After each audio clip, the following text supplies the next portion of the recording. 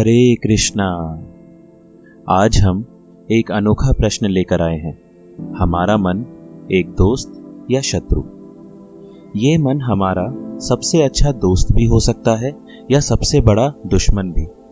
अगर ये नियंत्रित है तो भक्ति करने में सबसे बड़ा सहायक होगा, परंतु हमें इसे नियंत्रित करना पड़ता है और उससे पहले हमें ये जानना चाहिए कि ये काम कैसे करता है। क्योंकि हम जीव 3 गुणों से बने हैं, सतोगुण, रजोगुण, तमोगुण। तो हमारा मन भी इन्हीं 3 गुणों से दूषित रहता है। ये मन हमें हमेशा शुभ तथा अशुभ कार्यों में फंसाता रहता है, जिसकी वजह से हमारे अंदर काम तथा क्रोध उत्पन्न होता है। 11 इंद्रियों और 5 तत्वों को मिलाकर 16 कलाएं होती हैं। इसमें से मन प्रधान है। मन के कारण ही आत्मा को शुभ तथा अशुभ कर्म करने पड़ते हैं, जिसकी वजह से जीव को 84 लाख योनियों में से किसी एक में जन्म लेना पड़ता है। अब कोई यह कहेगा कि सब कुछ भगवान ही करते हैं, उनकी मर्जी के बिना कुछ भी नहीं हो सकता। तो ये बात बिल्कुल सही है। संपूर्ण कर्म वास्तव में भगवान की बनाई हुई प्रकृति के गुणों से संपन्न होते हैं, परंतु मन के द्वारा उत्पन्न अहंकार के कारण जीव अपने को कर्ता मान बैठता है। वह सोचता है कि ये सब मेरे द्वारा हुआ है और वह श्री भगवान को भुला देता है। इसी अहंकार की वजह से जीवात्मा को कल्प कल्पांतर तक विभिन्न शरीर धारण करने पड़ते हैं और वह जन्म मरण के चक्र में फंस जाता है। इसलिए ये कहा जा सकता है कि मन ही बद्ध जीवन के लिए उत्तरदायी होता है। इसलिए समस्त योग क्रियाएं मन तथा इंद्रियों को नियंत्रित करने के लिए होती हैं। यदि मन वश में हो जाता है तो इंद्रियां अपने आप नियंत्रित हो जाती हैं और इस तरह आत्मा शुभ अशुभ कर्मों के फल से बच जाता है। अब इसे वश में कैसे किया जाए? योग के जरिए या भक्ति के जरिए? अगर जीव योग का आश्रय लेता है तो ऐसे भी उदाहरण हैं जिसमें सिद्ध योगी ने भी एक अप्सरा की वजह से अपना ध्यान भंग कर दिया था, जैसे ऋषि विश्वामित्र और मेनका। परंतु अगर जीव अपने मन को भगवान कृष्ण के श्री चरणों की सेवा में लगाए तो इंद्रियां अपने आप ही ईश्वर की सेवा में लग जाती हैं, जिससे जीव का ध्यान भंग नहीं होता और मन वश में किया जा सकता है। अब जिस प्रकार मन भौतिक बंधन का कारण बनता है, उसी प्रकार वह मुक्ति का भी कारण स्वरूप बन सकता है।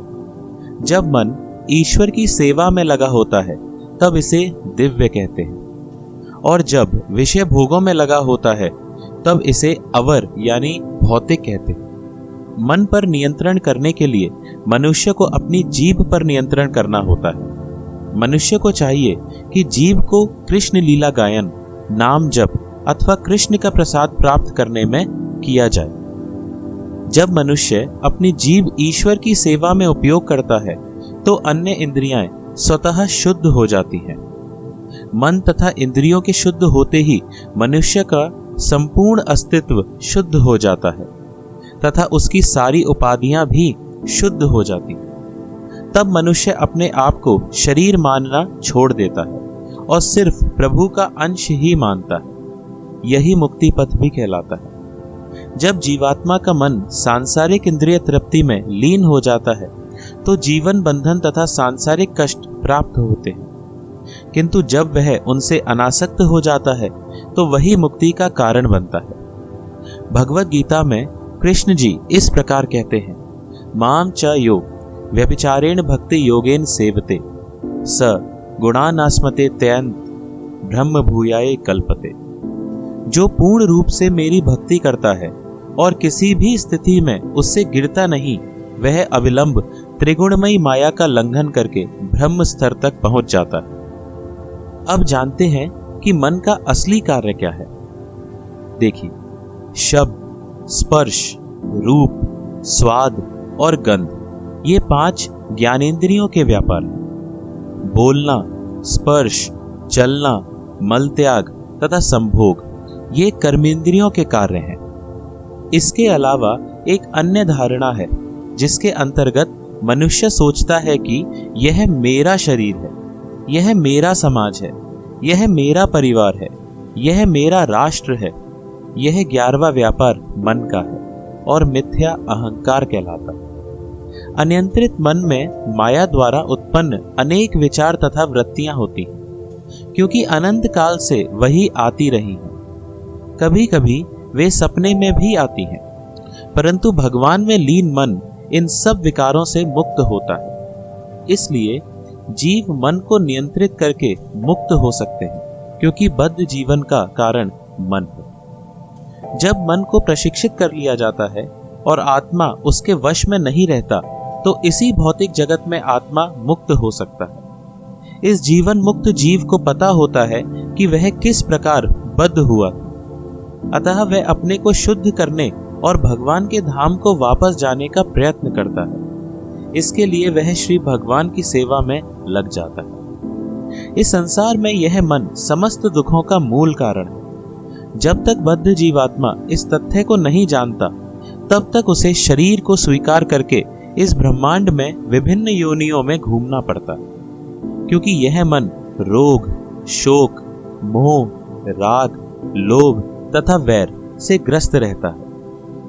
इस कारण से इस भौतिक संसार में बंधन तथा झूठी ममता उत्पन्न होती है और इस प्रकार जीवात्मा बंध जाता है और भौतिक कष्टों को भोगता रहता है। इसलिए यह अनियंत्रित मन जीवात्मा का सबसे बड़ा शत्रु है। यदि इसे अवसर प्रदान किया जाता है तो यह प्रबल से प्रबलतर होकर विजयी बन जाता है। यह आत्मा का स्वाभाविक रूप को छुपा देता है।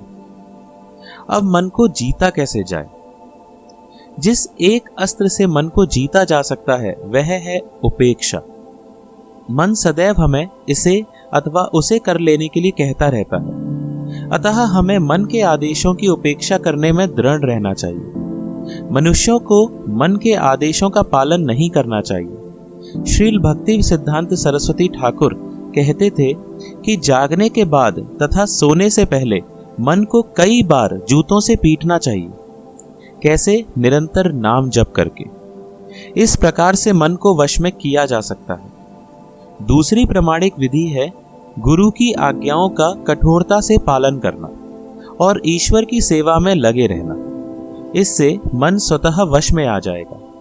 श्री चैतन्य महाप्रभु ने भी उपदेश दिया है, ब्रह्मांड भ्रमिते कौन भाग्यवान जीव, गुरु कृष्ण प्रसादे पाए भक्ति लता बीज। जब गुरु तथा पूर्ण पुरुषोत्तम भगवान कृष्ण के अनुग्रह से भक्ति बीज प्राप्त होता है तो मनुष्य का असली जीवन प्रारंभ होता है। यदि वह गुरु की आज्ञा का पालन करता है तो कृष्ण के अनुग्रह से वह मन के बंधन से मुक्त हो जाता है। हरे कृष्णा।